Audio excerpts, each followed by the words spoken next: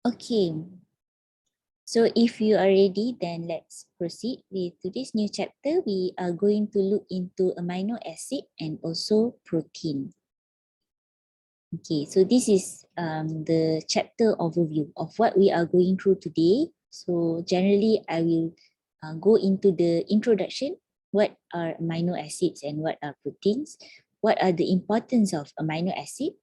And it's also important for us to look into in terms of their structure and the zwitter ionic properties of amino acid, and how do we classify these amino acids based on their structure, based on their sources. Okay, and then apart from amino acid, we will also look into protein structure. What are the type of bonds involved in protein structure itself, and how do we classify proteins, and some of the examples of disease that is related to protein structure and also misfoldings.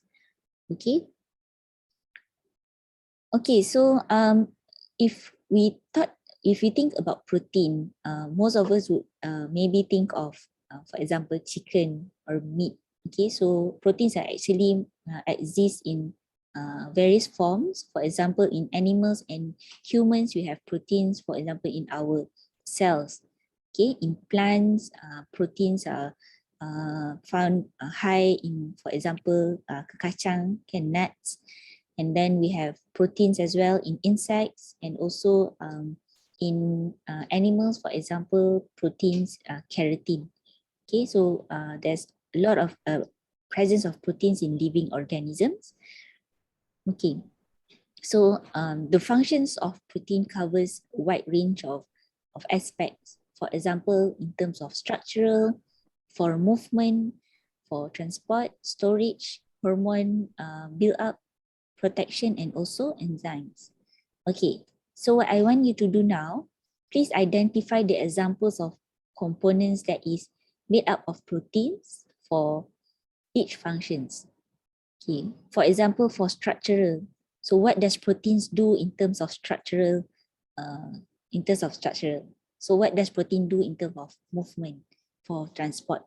Okay, I give you for about 2 minutes. Each one, find only one example pun dah cukup. Should be enough. Okay. And then I will ask around. Okay. Each of you will share with the class what are the examples of protein. Okay. Your 2 minutes start now.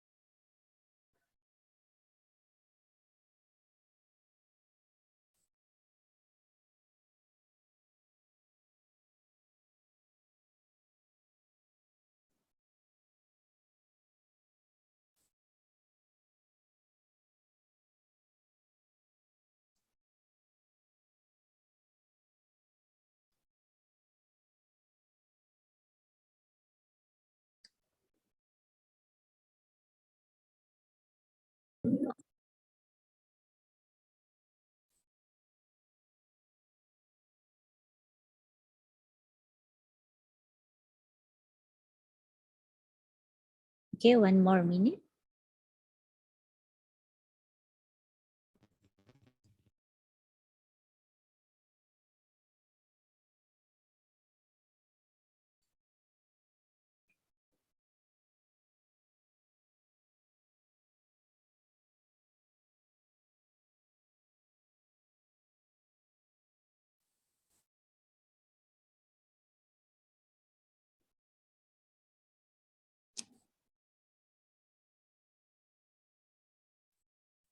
All right. So who wants to share first? What are examples of proteins in these aspects?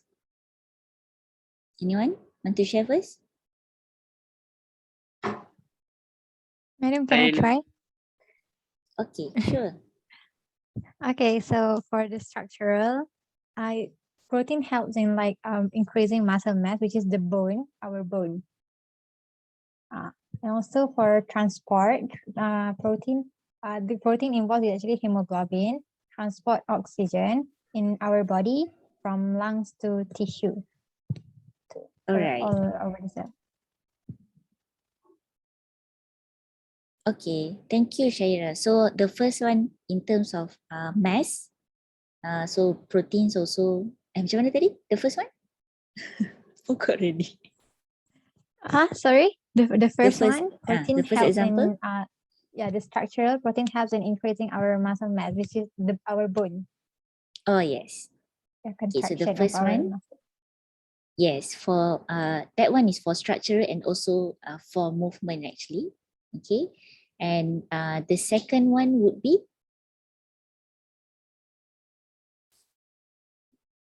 The second one is for transportation of oxygen. Okay, transportation of oxygen. So proteins also exist in the form of, for example, hemoglobin. Yep. Right. Okay, thank you, Shaira. Okay, so Renu shared in the chat box here. So for structure, these proteins provide structure and support for cells. On a larger scale, they also allow body to move. Okay. Okay, this is true. So for example, in cells, protein makes up, for example, the cytoskeleton, or what we call as the cytoskeleton, skeletons for cells, right? So this cytoskeleton, we name it or we call it actin. So it builds up the structure of the cell. That is on a smaller scale. For a larger scale, as Shaira mentioned just now, okay, in terms of the muscle and also bone. Okay, so Irdina also mentioned for hormone. So for the formation of hormones, so proteins are also important to form hormones. For example, insulin and glucagon. Okay, sorry. Oh, okay. What Irdina mentioned is hormones. For hormones, example of proteins are insulin and glucagon. So they act as chemical messenger between these between cells, between actually metabolic reactions. Okay. All right. Anyone else wants to share?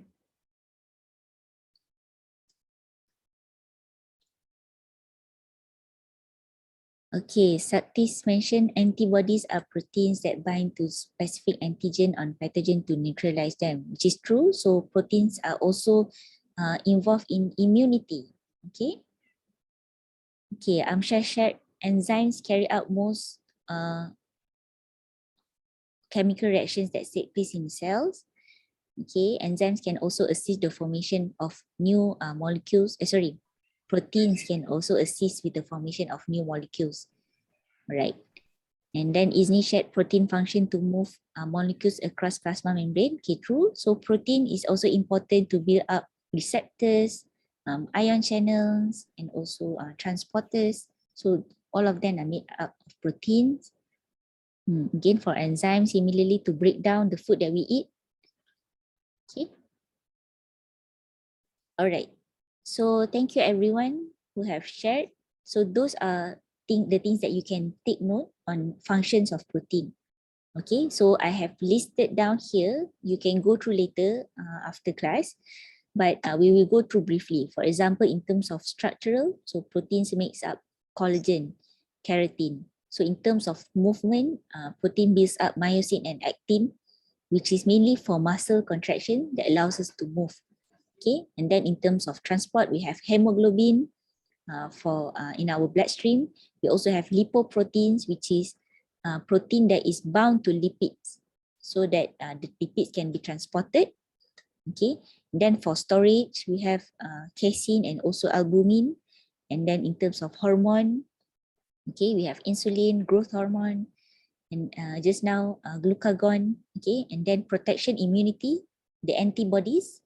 We also have proteins. One of the famous, I think, examples of proteins would be enzymes, okay, which are used to break down the food that we eat. Okay, you can go through this later. Okay, I've also added something, formation of glucose, detoxification reaction as buffer, and so on. Okay. All right. So amino acids are really important, especially in terms of their role in metabolic pathways and also in nutrition. Okay, so 75% of human body are actually made up of amino acids. So generally, amino acids form short polymer chains called peptides, and the longer ones are called polypeptides or protein. Okay, so I will show you one by one. Let's look into this. Okay, so this is one molecule of amino acid. So how do we know this one is an amino acid? Because of the presence of this amino group. NH2 is what we call as amino group, and this COOH or the carboxyl group. If it's just a recap basic chemistry, carbon is not displayed in a chemical formula. So this is actually C. So COOH. So we have an amino group and also carboxyl group. So the presence of these two shows that the molecule is an amino acid. Right? Okay, so this is one amino acid. And then this is another one amino acid, and they undergo reaction. Okay, so in this reaction, oops, they will form a peptide.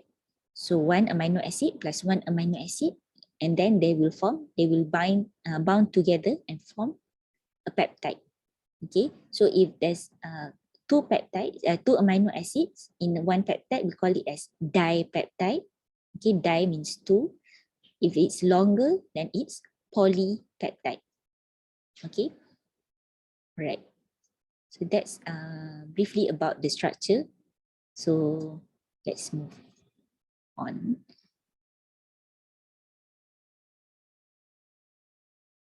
Okay, so what are the non-protein functions of amino acids? For example, it can be precursor for other molecules. So mainly it's for precursor for other molecules. So what are the examples here? Tryptophan, one type of amino acid, is a precursor for serotonin.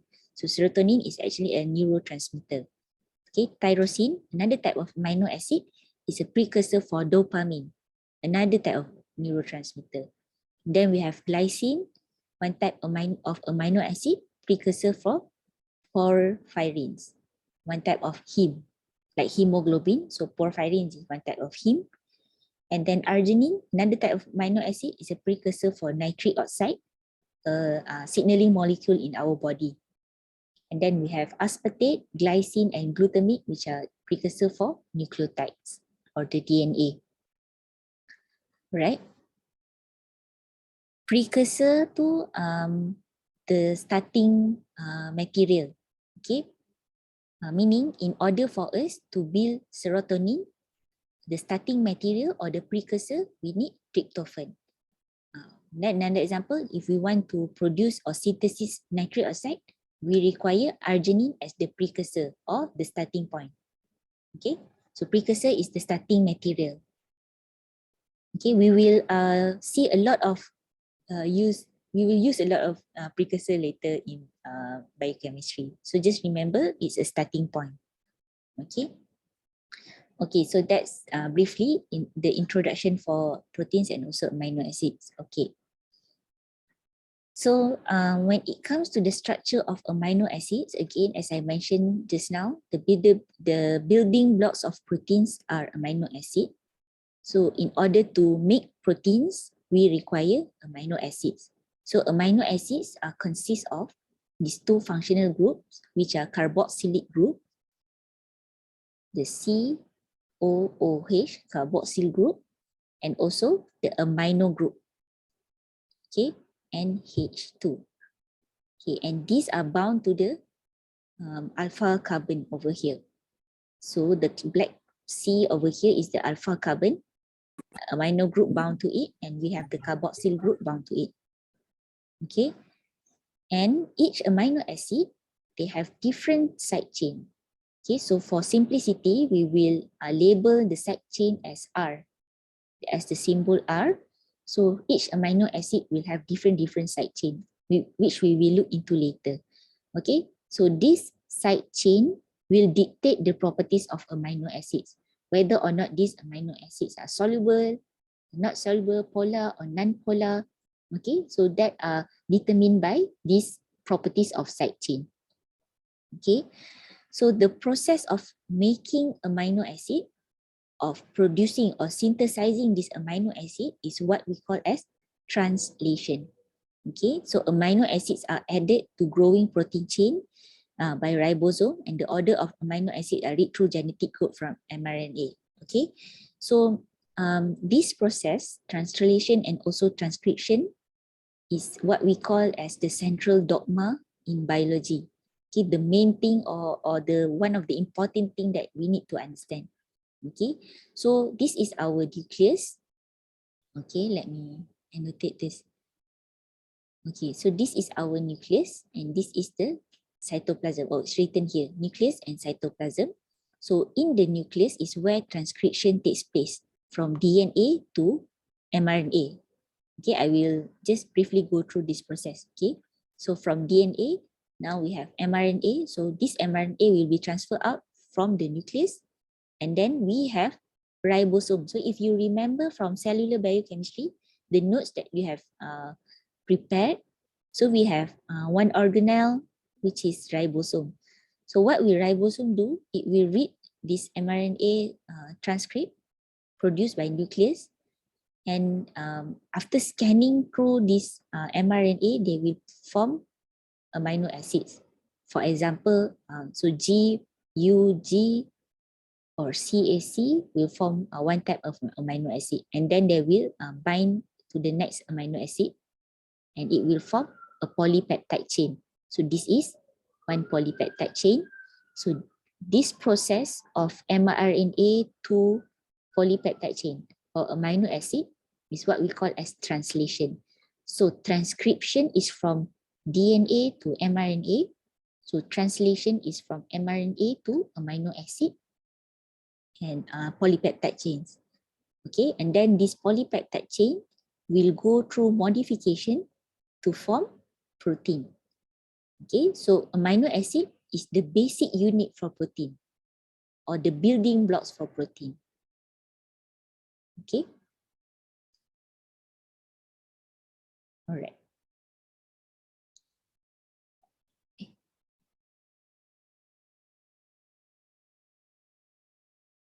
Okay. So going back to the structure of amino acid, okay, remember we have amino group and also carboxyl group, and we also have the side chains.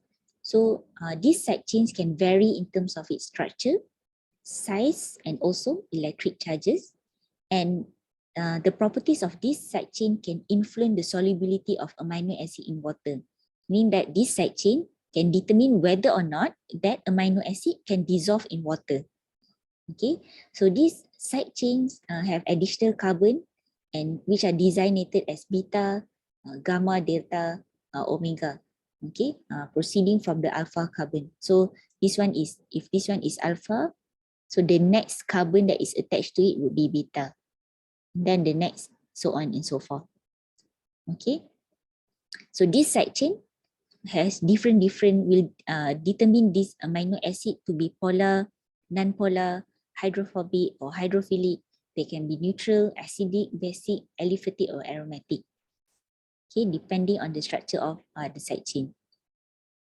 Okay. Okay. Next would be the Zwitter ionic property of amino acid. Okay. Since amino acid have this both functional group, the amino and also carboxyl group. So these both groups undergo ionization in water. So at physiological pH 7.4, Zwitter ion is formed. So meaning that when these amino acid are being put in water, generally amino group and also this carboxylic group will undergo ionization. Ionization meaning that they will form ion. Okay, so what happened is now this amino acid have two charges. Okay, so if you can see the diagram over here, so in what at physiological pH of 7.4. Now, this amino acid, the amino group will undergo ionization and turn into NH3+, while the carboxylic group will ionize and turns into COO-. Okay, so one molecule having two charges, positive and negative, is what we call as Zwitter ion, because it has two charges, the positive and also negative inside one molecule. Okay.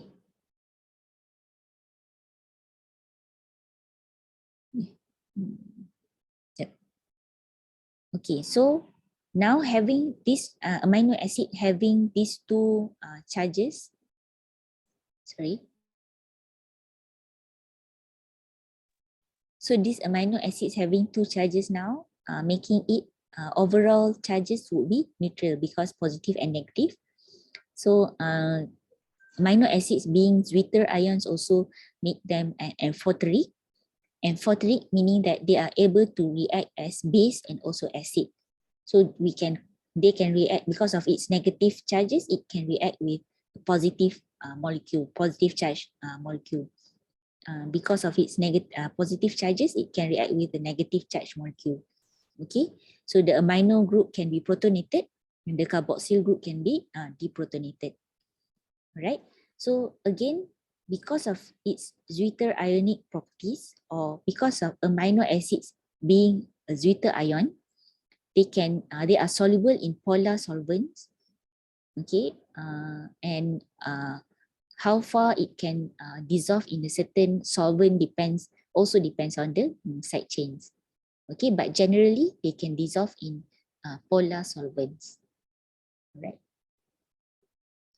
Okay, so these are the examples of amino acids that we need to know. So for all the common amino acids, except for glycine, the carbon is bonded to 4 different groups, right? A carboxyl group, an amino group, and then one side chain and also hydrogen atom. So in this diagram, it's actually classifying you in terms of its properties. For example, we have alanine. So alanine, the symbol for alanine, the alphabet symbol for alanine would be A, or in some papers they would write them in ALA. Okay, so these are the standard short forms or symbols for amino acids. So this one are not simply put for you to easy to remember. So these are the scientifically standardized form of how we should write the names of amino acids. Okay, they have the full structure, which is alanine. They have a single alphabet and also 3-letter words. Okay, so for alanine, A, so it's red in color. The properties would be aliphatic. Okay, for the green one, so for example, tryptophan, or the symbol would be W, or TRP. So it would be aromatic. Okay, and these lines over here shows that tryptophan is an essential amino acid. Okay, you can go back into this diagram later because we will look into the classification as well today. All right, so we have 20 general amino acids that we need to know. So how do we classify this amino acid? Is based on their polarity of the side chains and also the nutritional properties. Okay, so polarity of side chains, we can further divide them into hydrophobic or non-polar. So hydrophobic meaning hydro water, phobic phobia, so doesn't like water. Okay, so side chains making them hate water, so they won't be dissolving in water. Or we also call them to be non-polar. And then we also have a group of amino acids that are hydrophilic. So hydro water, philic means like. So they like water, meaning they are able to dissolve in water. And these amino acids are also polar amino acids. Okay. Under the hydrophobic group, we have several other classifications, which are aliphatic side chains and also aromatic side chains. And then we have hydrophilic. Under hydrophilic, we have positively charged, negatively charged, or uncharged but polar. Okay. So in terms of nutritional properties, we have essentials and non-essentials, which are determined based on how these amino acids are produced, whether we have to take them from our diet or we have to synthesize them inside our body. Okay, we will look into later. Okay, so for the first group, the non-polar amino acid, I will look into here. Non-polar, hydrophobic non-polar. Okay, so amino acids with aliphatic side chains contain alkane side chain. So the longer the side chains, the more hydrophobic. Okay, so alkanes is basically, alamak dah nak habis. Like this, the structure of alkanes. Okay, the red color is all this red color are all the side chains. Okay, these are the amino groups, the carboxyl group, the alpha carbon. So the red ones are the side chains. So these are alkanes. Okay, cis single bond C, right? So the aromatic okay. So the mana tadi? The longer the side chains, the more hydrophobic it is, right? And then next, the amino acids with aromatic side chains contain aromatic side chains. Okay, aromatic means it's in the form of like this. It's like circular, okay, or ring form. Okay, so these aromatic rings absorb light via UV. So usually aromatic amino acids are used for analytical detection of proteins. Okay, so these are some tips that I have found. How do we remember what are the examples of amino acids under non-polar amino acids? Okay, grandma always visits London in May for Winston's party. So grandma is glycine and then alanine and so on. So you can create your own acronym later to remember what are the examples of non-polar amino acids. Okay. So these are the examples of non-polar. So key point here is they are not soluble in water and usually the side chains are alkanes. While for aromatic, it's ring chain like this. Okay, they have ring form. Okay, next one. So just now we have non-polar. Now we have polar amino acids. So polar amino acids, they are divided into three: positively charged, negatively charged, and also uncharged. Okay, so positively charged, meaning that the side chains are positively charged. Right? Okay, so for example over here, lysine, they have NH3 plus group bounded to the side chain. Same goes to arginine, they have NH2 plus and also histidine, supposed to be NH2 plus. Okay, so these side chains, they are polar and positively charged, and usually they are basic amino acid. Basic meaning their pH is alkaline. Okay, carry basic groups in their side chain. Alright. So next would be negatively charged polar amino acid. So as opposed to the positively charged just now, so negatively charged meaning they contain a negatively charged molecule in their side chain. Okay, aspartic acid and glutamic acid only, they are negatively charged at pH 7. Okay, the aspartate is the ionic form of aspartic acid. Same goes to glutamic, is the ionic form of glutamic acid. Okay, so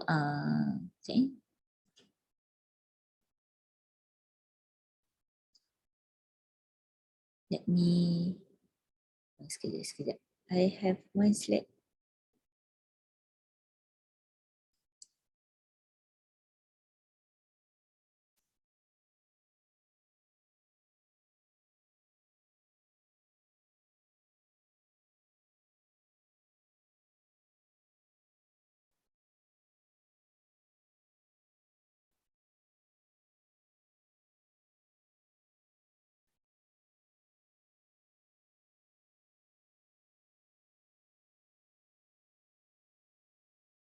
Okay, it's okay. I think I missed out one slide. Okay, so for negatively charged, the example would be aspartate and glutamate. Okay, but this aspartate and glutamate can form aspartic acid and also glutamic acid. So it's just the same thing, the isomer of it. Okay, but in amino acid, we also have asparagine and also glutamine, which are the amides for aspartate and glutamate. But asparagine and glutamine, they are uncharged amino acid. Okay, so don't get confused. For negatively charged, we have aspartate and glutamate, and their amides, asparagine and glutamine, are uncharged amino acid. Okay. Okay, so the next one we have uncharged. So these side chains can form multiple hydrogen bonds. So they prefer to project into the aqueous phase. Okay, so for example, we have serine, CH2OH, OH group, and we have C double bond O over here. So these have potentials to form hydrogen bonds. Okay, so these polar uncharged prefer to be dissolved in water or in aqueous phase. All right, so let's look into this link. We can go into this later. After I show you this interactive platform, we will take a break.